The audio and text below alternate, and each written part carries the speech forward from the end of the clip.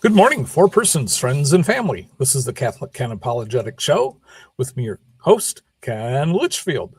We have a great show planned for you today where I will be discussing common questions about the Catholic faith. If you have a question, please leave it in the chat on Facebook or YouTube. If you would like a copy of today's show notes, send me an email at catholicken@the4persons.com. That's Catholic with a K at the4persons.com. I'm also available to come speak at your parish on this or many other topics. You can contact me at kenlitchfield61@gmail.com or look me up on Facebook. If you're watching this on YouTube, please like and subscribe to this channel. Please share this video with others to help them learn more about the Catholic faith. A comment also helps YouTube to promote this to other people. So let's get started. This first question comes from Pakistan. And why are women required to wear head coverings in 1 Corinthians chapter 11, and now they are not?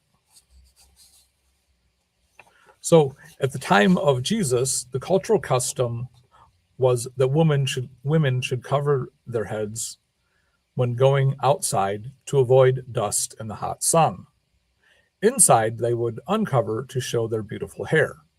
Covering your hair is a sign of humility. After Vatican II, women were no longer required to wear head coverings, but many are taking up that practice again. Hair is not sinful, but pride is. In Acts chapter 15, we find that the church has the authority to bind and loose disciplines on the members of the church. So if you want to be a member, you also have to submit to the authority of the church that Jesus left behind to carry on his mission.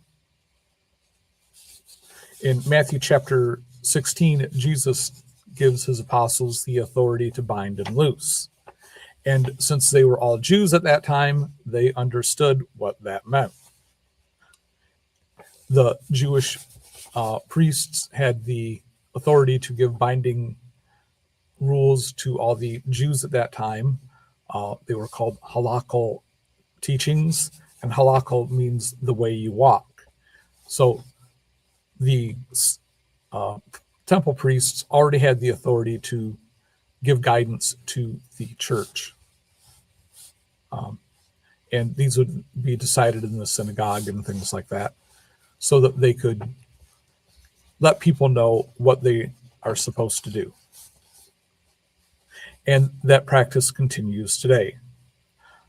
Many Protestant churches teach that, we use the Bible as our highest authority, but since there are a large variety of Protestant churches, it's obvious that they also use some man's opinion or guidance, the pastor's opinion, which might also be a lady,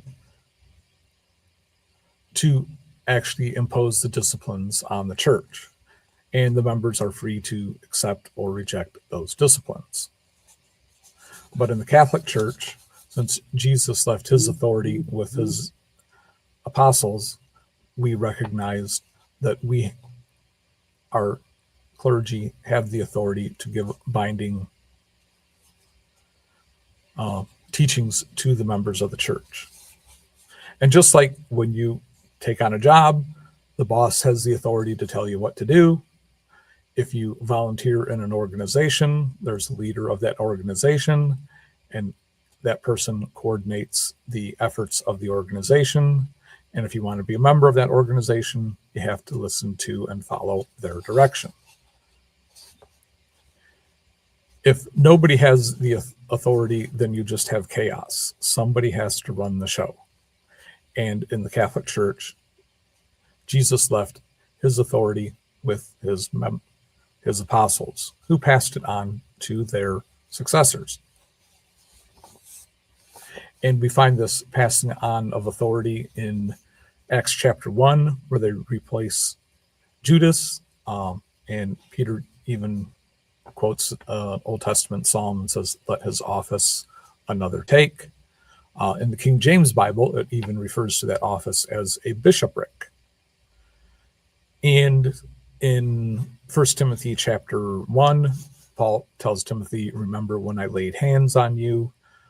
In 2 Timothy chapter 1, Paul again reminds Timothy, remember when I laid hands on you. And in Titus chapter 1, Paul tells Titus, remember when I laid hands on you. And that's how the authority of Paul was passed on to them. And we see this back in Numbers, I think, where Moses passes on his authority to Joshua by laying hands on him. That's how the authority is passed on. And in Titus, Paul tells Titus to teach other men so that they will know the faith correctly, and charge them to go out and teach other men to pass on the faith correctly. So unless you have somebody that can say this is right and this is wrong, then you just have chaos. And at least here in the US, a lot of people, they choose their religion based on their own personal taste, like they choose their favorite ice cream or what they want for dinner.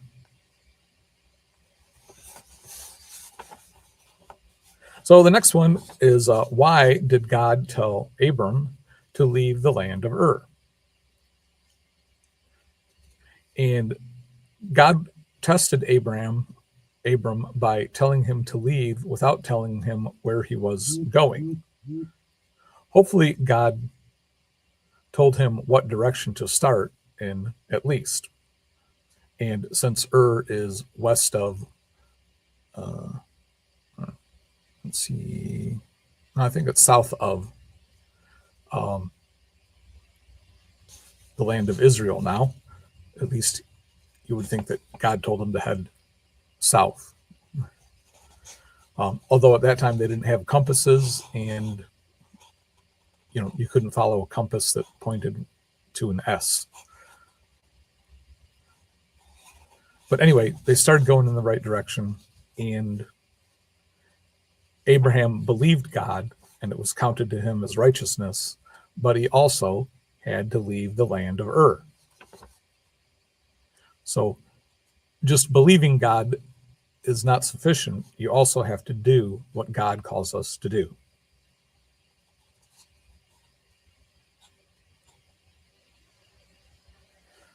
And God told Abram that if you obey, your descendants will be as great as the stars and the number of stars in the sky and the sands on the seashore. But again, that required that first step into obeying what God called Abram to do.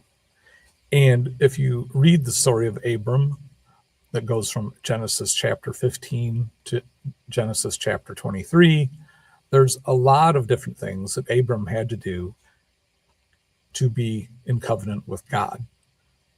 So a mere assent to believing in God is not sufficient according to the Bible. You have to do what God calls us to do in order to be a follower of the one true God.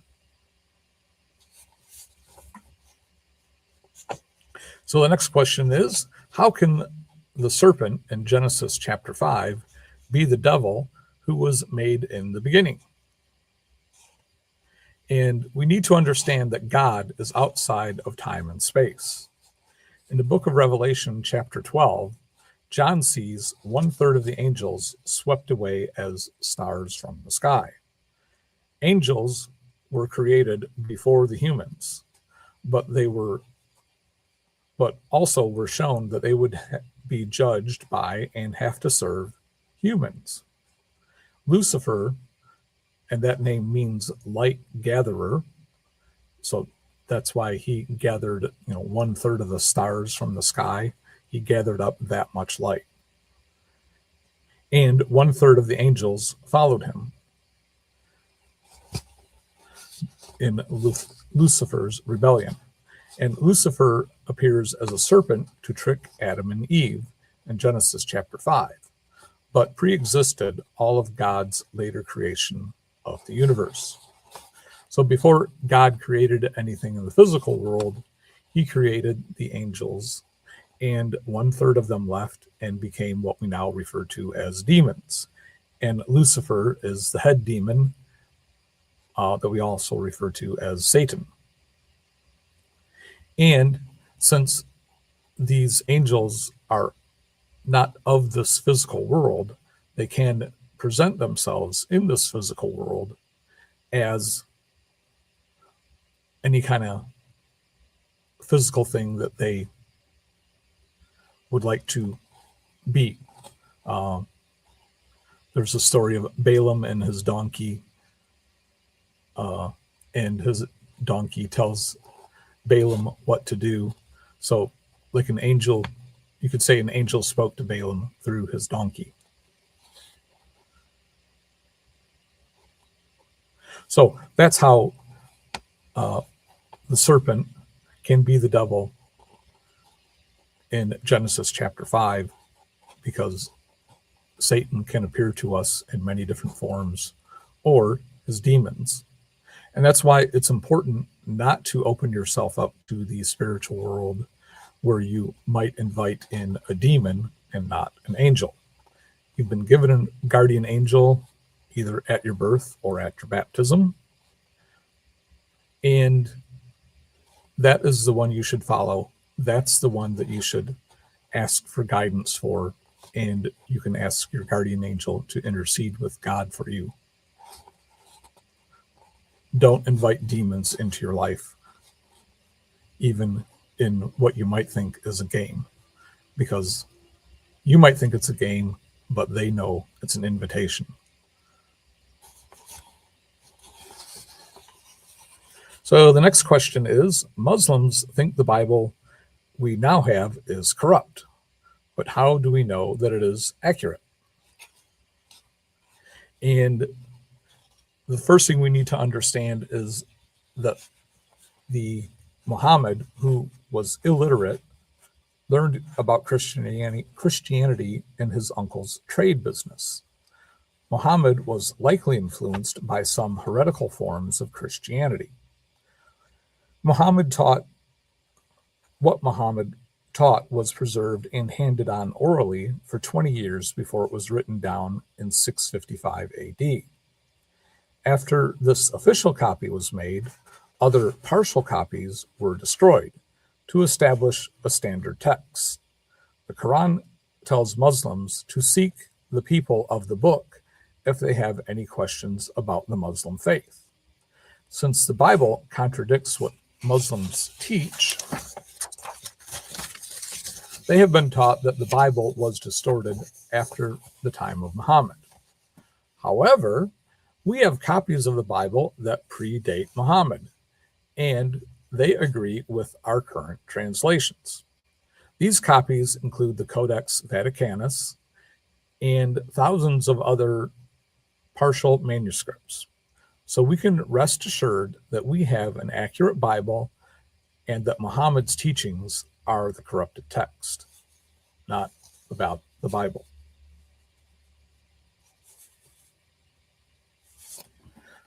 It's easy to make claims, but when you look into the history, you understand what the real truth is. And if you just dig into it a little bit deeper, you find out that the Bible is more accurate than the Quran.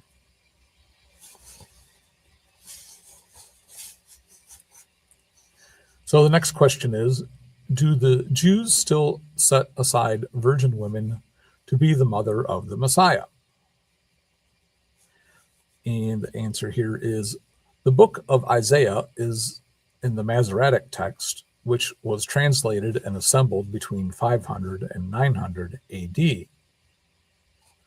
And it uses a word for young women to be the one who will give birth to the Messiah. Now, I am not aware that any Jewish sects set aside virgins in hope that they will give birth to the Messiah. We know that Jesus is the Messiah that the Jews are still waiting for 2,000 years later. In Matthew chapter 16 and Mark chapter 8, they recount that Jesus makes Peter the rock. In Mark's gospel, Jesus rebukes Peter right after he makes him the rock and tells him that he is Satan. So how do we reconcile these passages?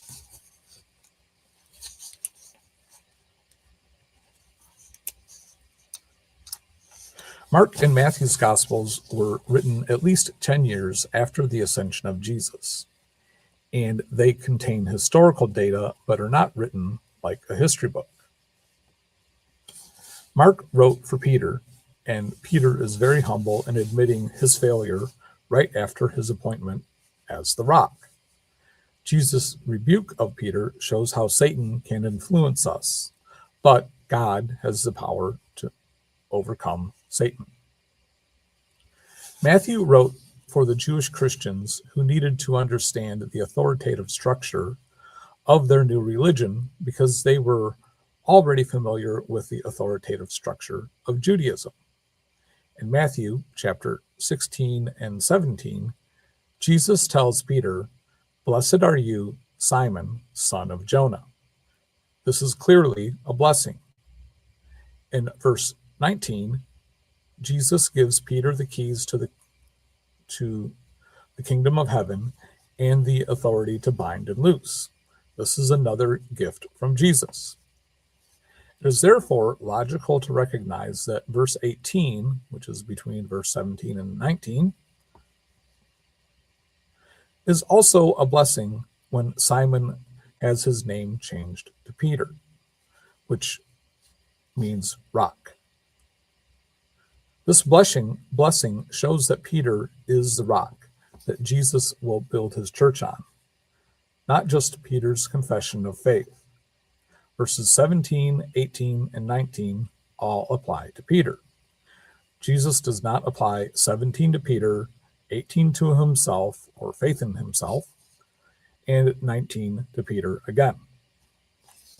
Now, Protestants like to argue that the Greek word Petra, or little rock, is used for Peter, and the Greek word for big rock, Petros, refers to Peter's faith in Jesus. So that means that Jesus wasn't talking about Peter personally. The Bible was written in Greek, but Jesus spoke Aramaic. And the same word, Kepha, is used for big and little rock. So Jesus was really talking about Peter all three times.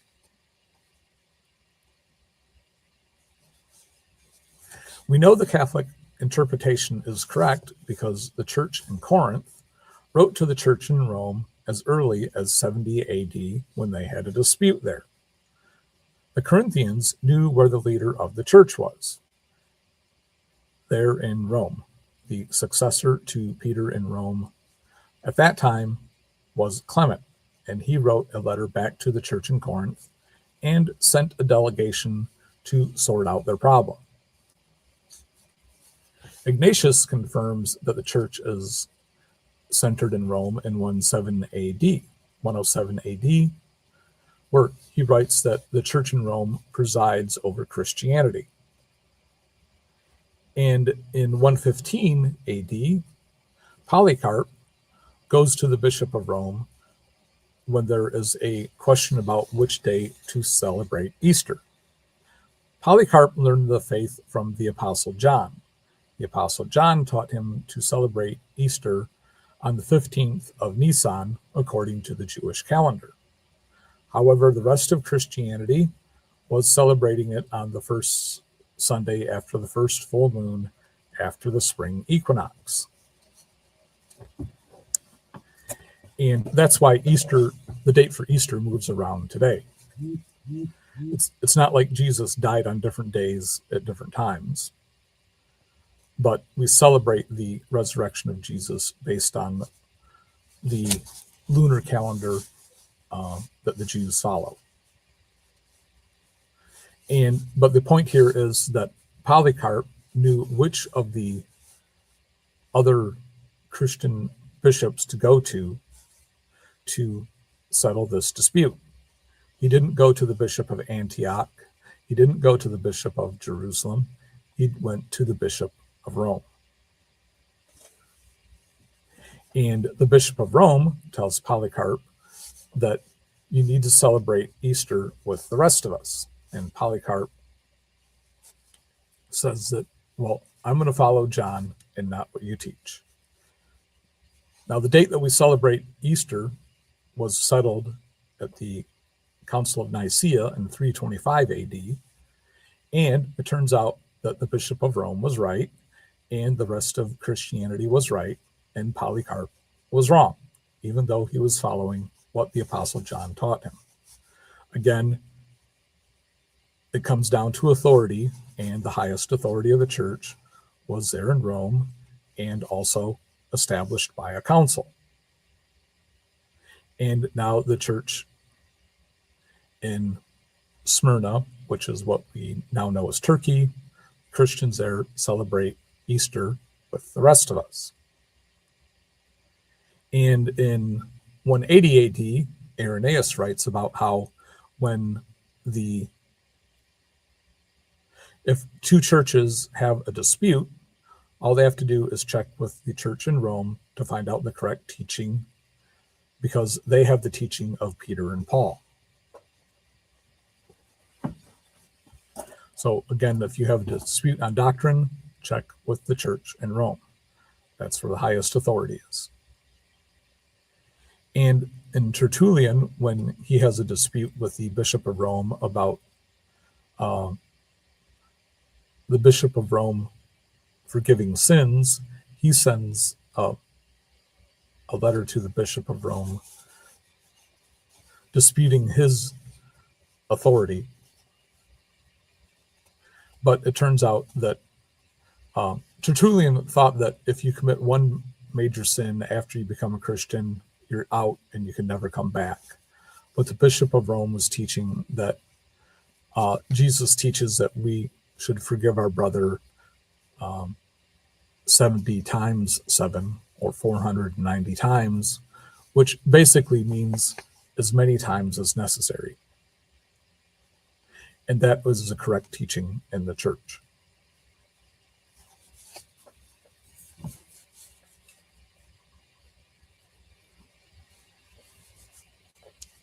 So the next question is, in Pakistan, they use the same word for saint and prophet in the Eucharistic prayer. Someone wondered why Joseph is called a prophet. So this comes down to translation difficulties, and we have the New Testament, we have the whole Bible in multiple different languages, and the original Greek words do not always transfer well one-to-one with a local language. And so translators have to do their best to find an equivalent word in that local language. And even if you're translating from the Latin Vulgate into a local language, again, there might not be a word that transfers one-to-one. A great example of this is the word brother.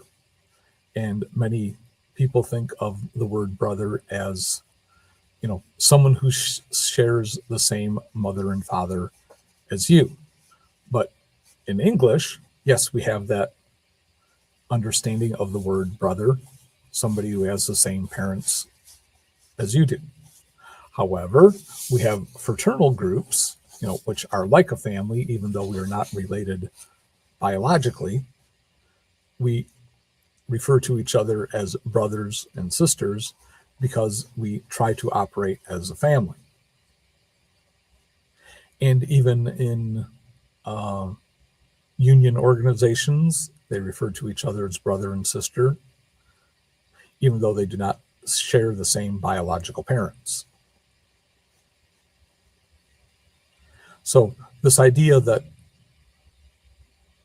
the word brother only means that you are of the same mother and father is not correct understanding. The word brother in English can mean many different things. And we also need to understand that in Aramaic, they didn't have a word for cousin. When you referred to a cousin, you had to say, like, the son of my uncle, or the son of my father's brother. Or they would just use the word brother because they all operated like a large family, even though they did not have the same, mother and father biologically. Perhaps they all had the same great, great, great, great, great grandfather and grandmother. And so in that way, they considered themselves brothers and sisters. And this word saint and prophet can also cause translation problems too. Prophets generally refer to the men in the Old Testament that spoke on the behalf of God. And the way that the Jews determined if the prophet was a true spokesman for God is, do their predictions actually come true? And the Old Testament records, many teachings from the prophets that did come true. And it also records for us the fact that many of the prophets were stoned to death or exiled because the people didn't want to listen to them. Again, people have free will and sometimes choose to not follow what God calls us to do. And when somebody tries to correct us that says they are speaking for God, they don't want to listen to them. And that's why we need to keep in mind that God sends us good guidance, and he can send us good guidance through men in the church. And if we sign up to be a Catholic, we sign up to obey what the church teaches and to receive guidance from our clergy, from our local priest to our local bishop to the Pope and the cardinals that work with the Pope. So moving on to the next question, in Revelation chapter 22 and Corinthians chapter 6 and Galatians chapter 5, it says that drunkards can't enter heaven. So why do Catholic priests and other Catholics drink wine and other alcoholic drinks? So alcohol by itself is not bad, just like any food is not bad. But too much food is bad because that's gluttony, which is a sin that can keep you out of heaven. And too much alcohol is also bad for us, which can make us drunk. So we don't have to be afraid to use food and alcohol, but we do need to use them wisely. Getting drunk is a sin because it hurts us when we are members of the body of Christ through baptism. We don't want to hurt the body, and we can also more easily engage in other sinful activity if we are drunk. So we should avoid too much alcohol, but alcohol alone is okay. In 2 Timothy chapter 5, Paul tells Timothy to use a little wine in water for the sake of his stomach. And Jews use wine and alcohol as medicine, and also in their mini Passover meals on Friday and the major Passover meal where they celebrate the Passover, which was when the Jews, right before the Jews left Egypt, when the angel of the Lord came and destroyed the firstborn, except for the Jews that had marked their doorposts with the blood of the Lamb.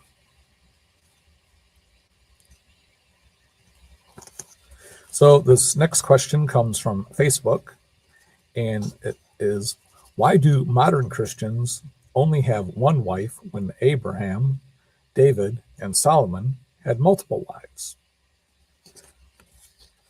Well, first of all, Abraham only had one wife, Sarah. Hagar was his wife's maidservant, and Sarah offered her to Abraham in hope of fulfilling God's plan through her, who gave birth to Ishmael. It was not God's plan, which he did fulfill through Sarah after giving birth to Isaac. So the understanding at that time was that Hagar, being the assistant to Sarah, her maidservant, was so intimately connected to Sarah that she was like an extension of Sarah. And since for year after year after year, Sarah did not become pregnant and fulfill what God's promise to Abraham, she thought that perhaps it was God's plan to fill that promise through Hagar. But no, that was not God's plan. God was testing them, and well after the time that Abraham and Sarah should have been able to have children, he gave them Isaac.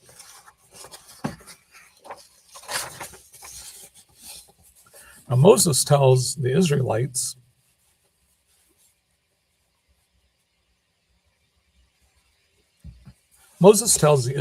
to take a brother's wife if the man dies to raise up children for him.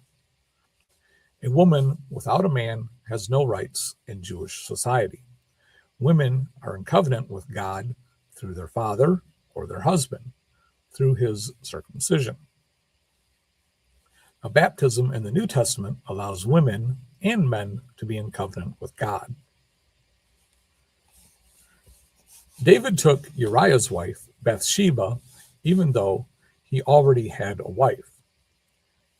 This was a sin, and God punished both of them by letting their baby die. Solomon carried on the tradition of multiple wives to the extreme and had 700 wives and 300 concubines. This is perhaps an exaggeration, but still too many wives. From this, we get the idea of the Queen Mother, though, who in Solomon's case was Bathsheba, because the king with so many wives has only one mother. And the Queen Mother intercedes for the children of the king and even the brothers and sisters of the king. And this is the same relationship that Jesus has with Mary. Jesus is the Messiah that sits on the throne of David, and Mary is his mother. And that's why we recognize Mary as the Queen of Heaven. And we see her in Revelation chapter 12. And at the end of Revelation chapter 11, John is looking into heaven and he sees the Ark of the Covenant. And people think, oh, that's that box that the Jews held the Ten Commandments and the manna and Aaron's staff in. But no, we read on in the first verse of chapter 12 that the ark is not a box, it's a woman. And that is a woman that gives birth to the man-child that rules with a rod of iron, which is Jesus. And the serpent tries to attack her. And the woman is crowned with a crown of 12 stars and has the moon at her feet. So that's how we know Mary is the Queen Mother, the Queen in heaven. She's Jesus' mother, and the tradition was that the successor to David would have his queen as mother. And we see that throughout the Bible, and even the Jewish tribes, well, the Israelites, 10 tribes that broke away from the two southern tribes, also had the Queen Mother as queen with whoever was king. Now, in the Catholic Church today, we only allow one wife at a time. because Jesus says that this is the way it was from the beginning with Adam and Eve. Now, Paul also tells us that if your spouse dies, you are free to marry, but he also recommends that you remain single like he is, so that you can better serve others in the church.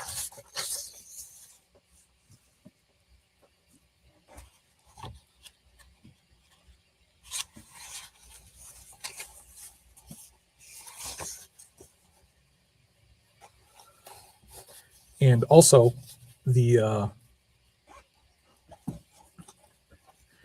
Genesis,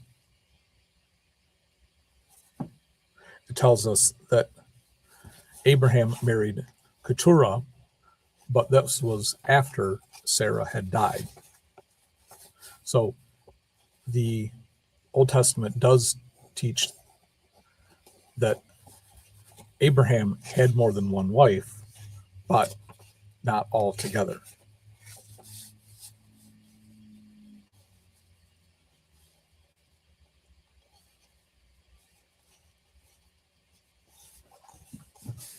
The next question is, why does the Catholic Church teach that homosexual activity is a sin?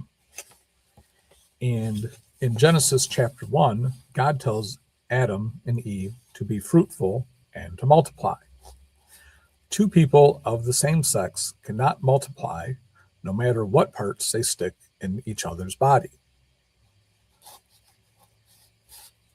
Genesis chapter 9 tells us about the sinful people of Sodom, where the men want to engage in sexual activity with other men of Lot's group. And that kind of sexual activity might be entertaining, but it has no chance of actually being fruitful and creating another human being. God created us male and female with different parts so that we could reproduce and be fruitful and multiply.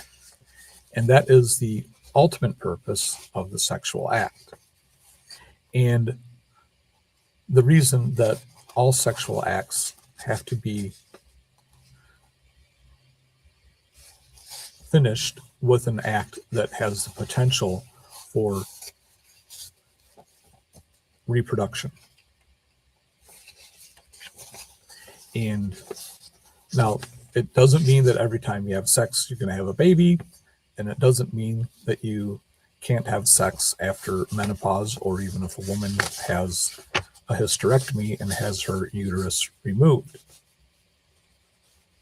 It just means that sexual activity has to be finished with an act that has the potential for producing more human beings. Okay, in Genesis chapter 3, the snake is bad by tempting Adam and Eve. In Numbers chapter 21, snake bites the sinful Israelites and they die. And then God tells Moses to make a bronze image of a snake, and they are healed by looking at it. The snake is bad again in Revelation chapter 12. So is the snake good or bad? And the thing is, like, to broadly label a snake as a good or a bad thing is not fair to the snakes. In the natural environment, snakes do have a purpose. They eat other small creatures or plants, and they reproduce also. They're all part of God's plan for our environment.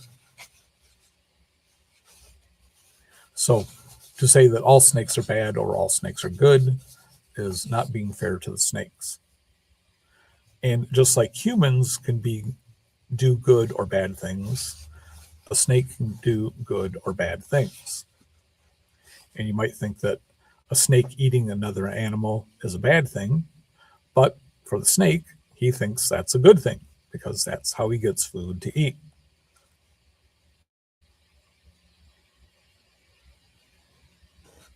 And like, if you were to say, Judas betrayed Jesus, so all humans are bad, that's not being fair to the rest of the humans. But in Genesis chapter 3, God describes the snake as the evil. Well, the devil possesses the snake and tempts Adam and Eve.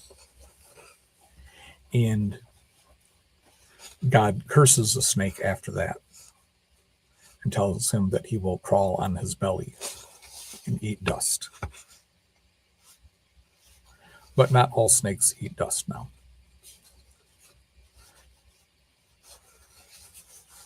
So the next question is, why don't priests marry?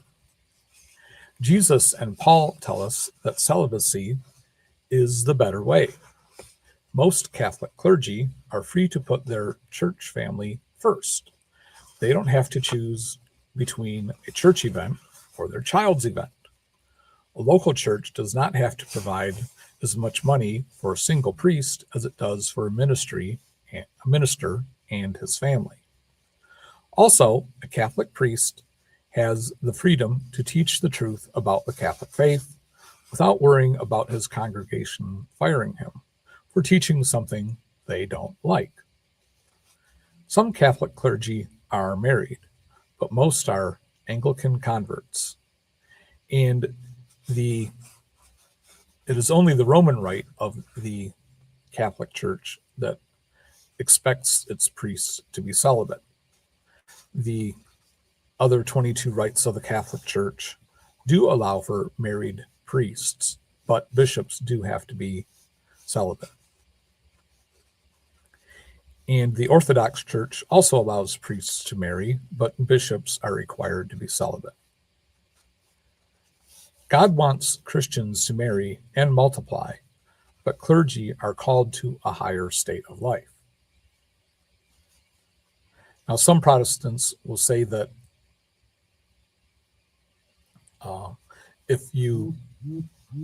all bishops or church leaders need to be married and have just one wife, based on Paul's recommendation to Timothy in 1 Timothy chapter 3.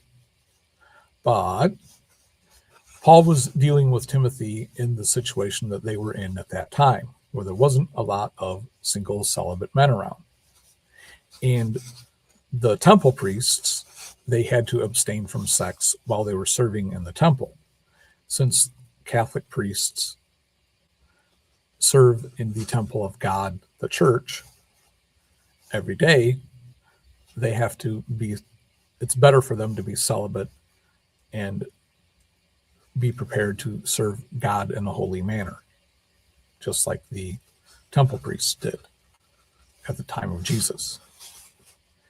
Jesus tells us in Matthew chapter 19, verse 12, for there are some eunuchs which were so from birth and from their mother's womb, and there are some eunuchs which were made eunuchs of men, and there may be eunuchs which have made themselves eunuchs for the sake of the kingdom of heaven.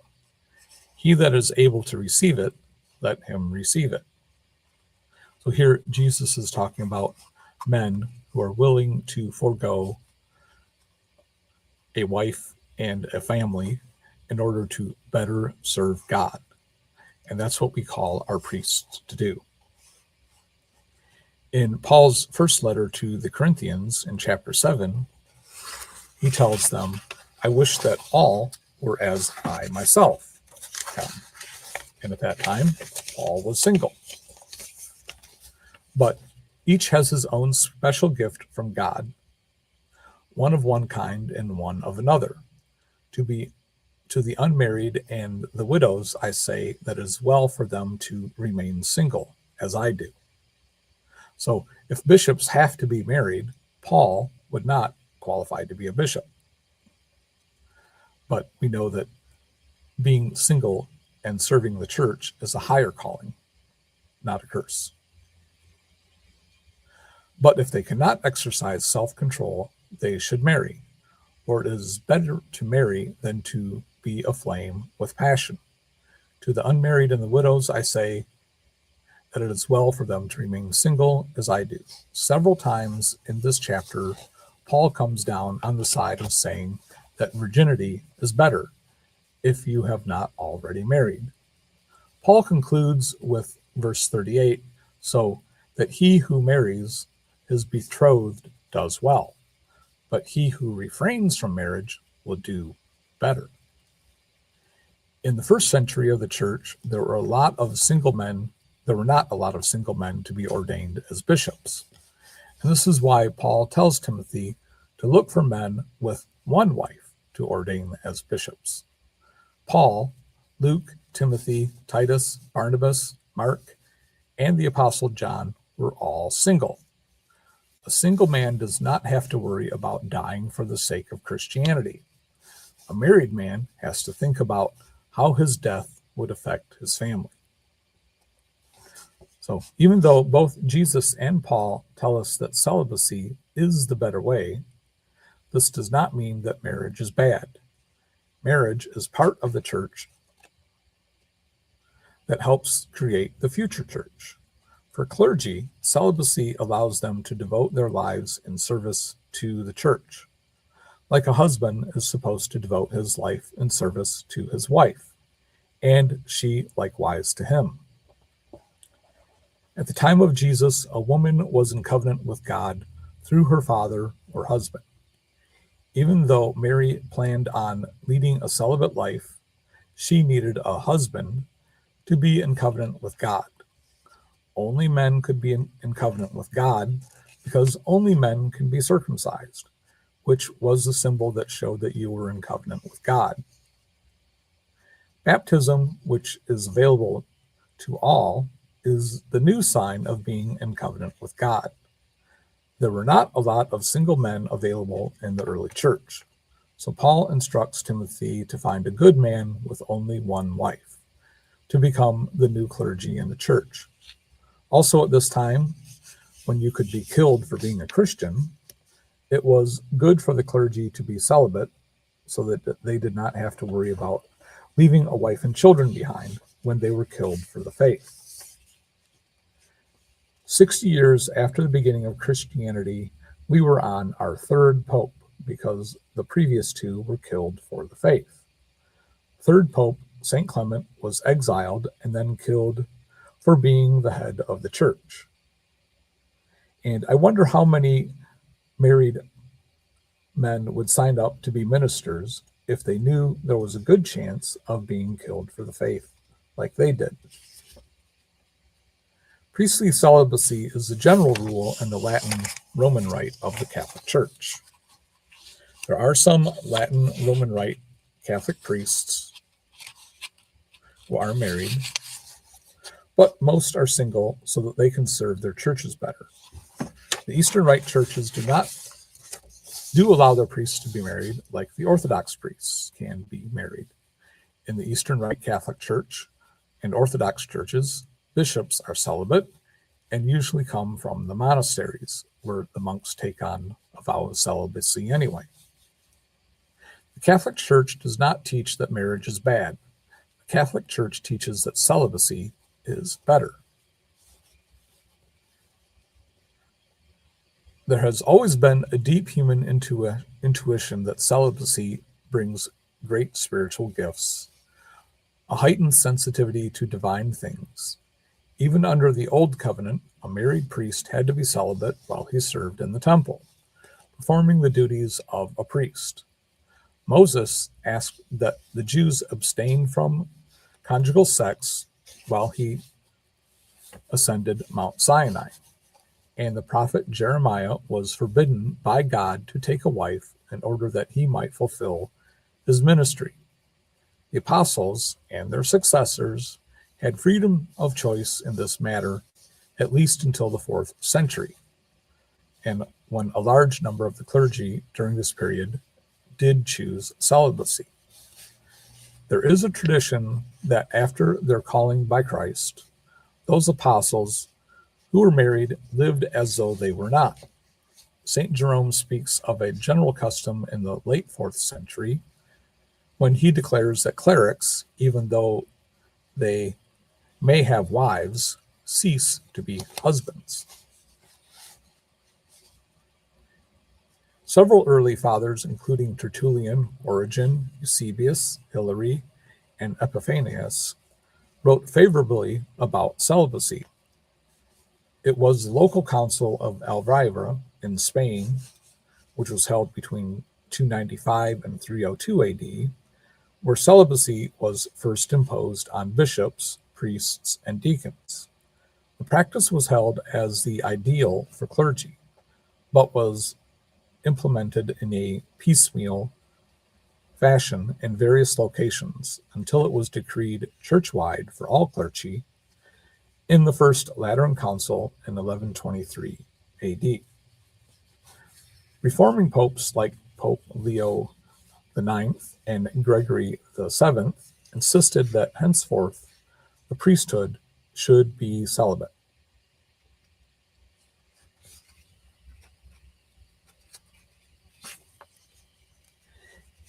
On October 1st, 1529, we have the Colloquy of Marburg, which attempted to unify the followers of Martin Luther and Ulrich Zwingli. And it would close in failure on October 4th. While the reformers agreed on 14 of the 15 articles, they remained divided over the Lutheran doctrine of the Eucharist, which was consubstantiation. Martin Luther believed that Jesus is present with and around the elements of the Eucharist. Therefore, Switzerland remained Reformed and Germany remained Lutheran, and dreams of a united European front against the Roman Catholic Church died since this issue in Luther's later years. The Protestants have been splitting ever since. And so the point of that is that for there to be unity in the church, there has to be somebody that says, this is the way we're going to do it, and this is not the way we're going to do it. And that authority has to be imposed on everybody else who wants to be a member of that church. In our modern times, so many people want to do their own thing and follow their own decisions. So therefore, they don't want to listen to the disciplines imposed by their local church. And if a Protestant doesn't like what their local church teaches or how they do things, well, they just go find another church that they do agree with. But in the Catholic Church, we have standards that our clergy are expected to follow and disciplines that the church imposes on us as Catholics. And if we want to be a Catholic in good standing, we have to listen to the church and do what the church tells us to do.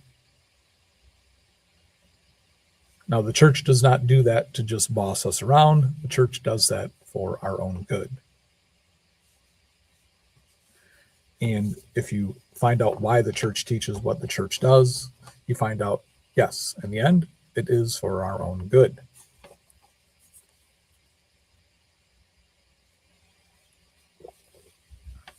So, thanks for tuning in today. If you found this show useful, please consider making a tax-deductible donation to the Four Persons Incorporated using the donation tab on our homepage.